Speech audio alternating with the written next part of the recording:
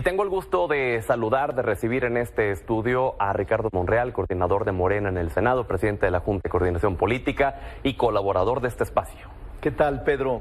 Buenas noches a todo el auditorio, a todo el televidente. Me da gusto estar aquí de nuevo en tu estudio.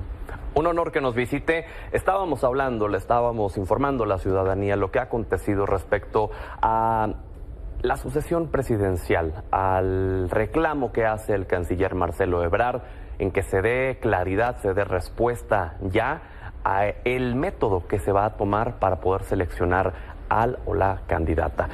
¿Qué opina usted, coordinador? Que le asiste la razón al canciller y que es conveniente que se fijen reglas para evitar este tipo de conflictos internos entre aspirantes y equipos de los aspirantes.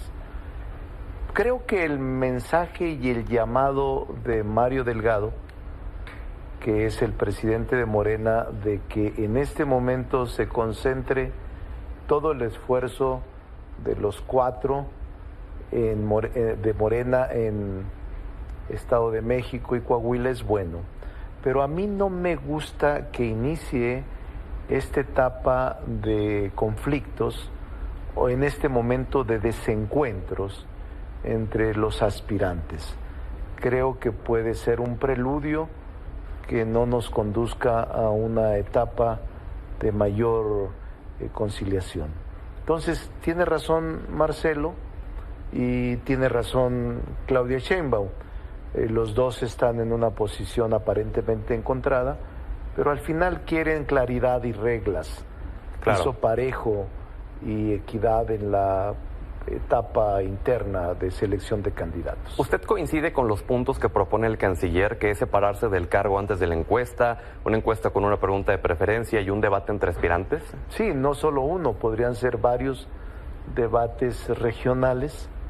Me gusta la propuesta y creo que eso lo podemos desarrollar una vez pasado el proceso del Estado de México y de Coahuila.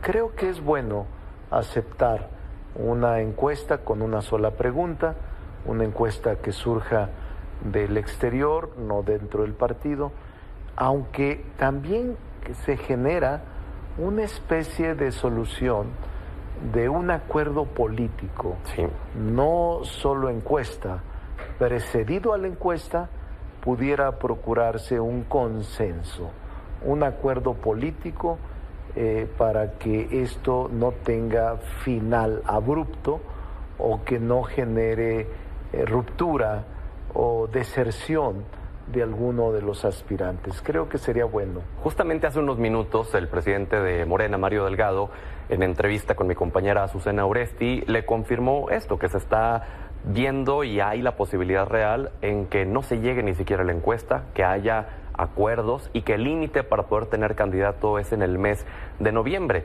Entonces, coordinador, de aquí a noviembre, ¿será temporada de acuerdos?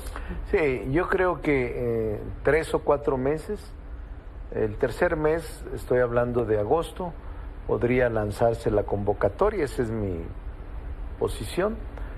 Octubre y noviembre un debate interno, promoción interna, y en noviembre la selección de candidato para que en diciembre ya hubiese el abanderado de Morena en la contienda presidencial. Abanderado o abanderada, según sea el caso. En esta temporada de acuerdos, ¿cuál podría ser un buen acuerdo para usted? Yo voy a participar porque mi definición política es desde enero dentro de Morena, no fuera de Morena, y estoy muy claro que necesitamos fortalecer nuestra opción política, no alejarnos de la sociedad, cumplir lo que ofrecimos y estos errores y desaciertos que como partido hemos tenido, tratar de enmendarlos, de resolverlos y de atenuarlos para que la ciudadanía no desconfíe de nuestra posición y de nuestra postura y propuesta política electoral. Usted sabe que uno es muy terco y uno pregunta siempre lo que trae en la mente. ¿La Ciudad de México sería un buen acuerdo para usted? La Ciudad de México siempre es un gran escenario. Yo vivo aquí, desde los 80, en el 82 llegué, Luego me regresé a Zacatecas, fui gobernador, diputado federal, senador, gobernador. Y luego me regresé a la Ciudad de México, fui alcalde de la Cuauhtémoc. Y mi vida está, la mitad de mi vida está en la Ciudad de México. A mí la gente de la Ciudad de México me ha tratado muy bien. Yo he dicho que mi segunda casa, yo nací en Zacatecas y me siento muy orgulloso de ello, pero la Ciudad de México es una casa que adoro y que ha sido siempre mi hogar en los últimos 30 años. Pero en este momento, claro, Pedro, estoy enfocado en una campaña presidencial y además sé que hay muchos compañeros que aspiran a la misma posición y que tienen méritos para poder ser seleccionados en la Ciudad de México. Háblenos del momento político que está viviendo al interior del Senado con la coordinación de la bancada de Morena como presidente de la Junta de Coordinación Política. Complicado, Pedro, no oculto mi posición, porque el miércoles, días antes de terminarse el periodo de sesiones, había insistido en que nombráramos al comisionado del INAI, al menos uno, para que funcionara. Así lo propuse, nos fuimos a la votación y la verdad es que solo hubo 3 o 4 votos de Morena que me acompañaron. El resto de compañeros decidió en libertad, no reclamo, no apoyar la propuesta del INAI. Y esto me debilitó al interior de Morena. Incluso yo debo decirte aquí que he puesto mi posición al servicio de la mayoría para que no haya ninguna dificultad, ni tampoco obcecación, obstinación en el cargo. Entonces sí es real que por la sucesión presidencial adelantada y por los aspirantes que ya tienen grupos de senadores y senadoras que son sus partidarios, se es más difícil construir acuerdos porque ya no tienes la mayoría o la voluntad mayoritaria de senadoras y senadores e intervienen otros factores en las decisiones del Senado. Así es de que yo estoy siempre disponible para cualquier decisión de la mayoría, pero yo insisto en que debemos nombrar al comisionado. Y no lo digo de dientes para afuera, ni solo como una posición política retórica. Creo que debe de funcionar y hay que buscar caminos de entendimiento. Pero es un mal momento, claro, la sesión del viernes, la crítica a haber sesionado sin la oposición, pero esa crítica no debe de cargársenos a nosotros.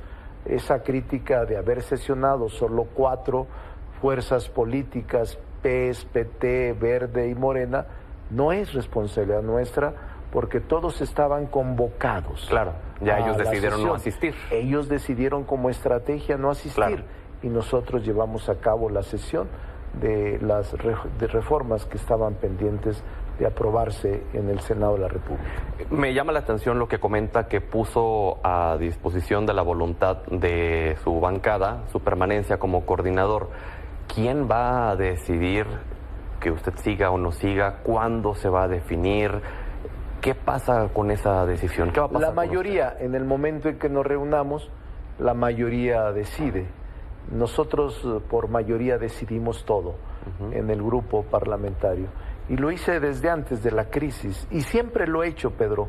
No es que este acontecimiento haya acelerado y provocado el que lo haya hecho.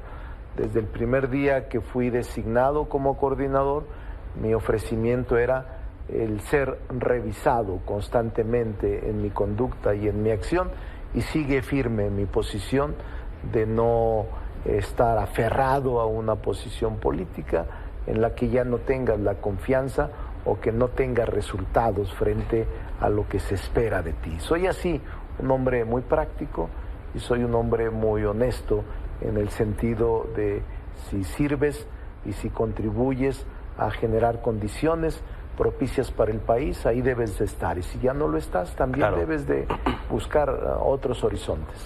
Me gustaría terminar la entrevista con el político y hablar con el maestro de la Facultad de Derecho de la UNAM, si es posible. Sí, cómo no. Y me gustaría preguntarle, y que su respuesta fuera no hacia mí, sino como si fuera hacia los alumnos de su salón de clases. ¿Se cometieron ilegalidades ese Viernes Negro? No, lo digo con toda seriedad, no, porque todos los procedimientos se cumplieron, todos sin excepción. Cuando se reinstaló la sesión después de tomarse desde el miércoles, jueves y viernes, todos los coordinadores, todos sin excepción, Pedro, lo digo con honor, todos sabían que íbamos a cambiar la sede, porque de haberlo hecho en la torre de comisiones en el piso 14, hubiera habido fricciones, roces y enfrentamientos entre senadores y senadoras. Y ellos sabían que a las 5 de la tarde, cuando cumpliéramos el quórum, se iba a convocar a una sesión ordinaria, a concluir la sesión en una sede alterna. Se cumplieron todos los procesos. Ellos estaban invitados, toda la oposición. No estábamos rodeados de tanquetas, soldados, policías, como sí estuvieron cuando nosotros fuimos opositores. Cuando nosotros fuimos opositores, nunca dejamos de ir a las sedes alternas, a defender nuestra causa, a votar en contra y argumentar las atrocidades que estaban cometiendo.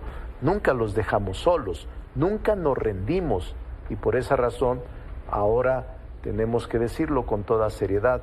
Es una táctica de ellos, es una estrategia de ellos, y yo no los insulto ni los descalifico. La tomaron, claro, y ahí está la consecuencia. Si hubieran ido, Pedro, quizás algunas de las reformas no se hubieran aprobado. Que incluso usted votó en contra de algunas. Yo voté en contra de varias, incluyendo la financiera rural y la de CONACYT. Voté con mi libertad y mi autonomía porque creía que no era conveniente hacerlo, dado que había un compromiso de escuchar a los científicos. Claro. Y yo no podía faltar, aunque yo no hice el compromiso, sino lo hicieron en Cámara de Diputados, no me pareció esa reforma, y esa es una que pudo haber no pasado en el Pleno si está toda la oposición completa. Coordinador, qué gusto tenerlo en el estudio, le agradezco por darse el tiempo de estar aquí. Muchas gracias, Pedro, un saludo afectuoso a todo el auditorio. Buenas noches.